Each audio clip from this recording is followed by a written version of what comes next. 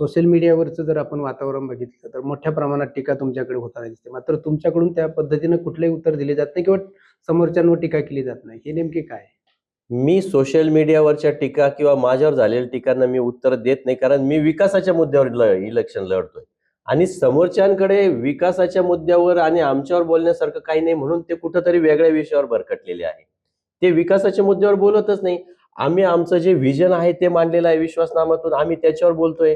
का पाणी प्रश्न सोडवायचा आहे, स्वच्छ पाणी द्यायचं आहे, रस्त्याची क्वालिटी सुधारायची, सगळे कॉन्क्रीटचे रस्ते करायचे आहे, शहरात आरोग्यासाठी फवारणी चांगली करायची आहे, अंडरग्राऊंड ड्रेनेज करायचे आहे, स्ट्रीट लाईट असेल, गार्डन असेल, नदी संवर्धन करण्यासाठी नदीच्या कडेला जी रिटेनिंग वॉल बांधायची आहे, नदीच्या कडेला वॉकिंग ट्रॅक करायचा, अशा अनेक गोष्टी ज्या आम्ही आमच्या विश्वासनाम्यात केल्या असतील. महिलांचे स्वच्छतागृह असतील, पुरुषांचे स्वच्छतागृह असतील, बचत गटासाठी काम करायचं आहे.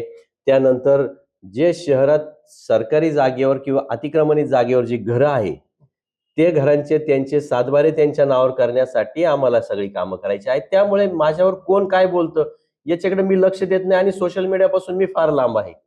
मी कधीही व्हॉट्सअपवर ऍक्टिव्ह नसतो, कारण त्याच्यावर अननेसेसरी वेळ घालण्यापेक्षा तेवढा वेळ आपण आपल्या सामाजिक आणि राजकीय कामाला दिला तर नक्कीच लोकांच्या अडचणी सोडू शकतो आपण.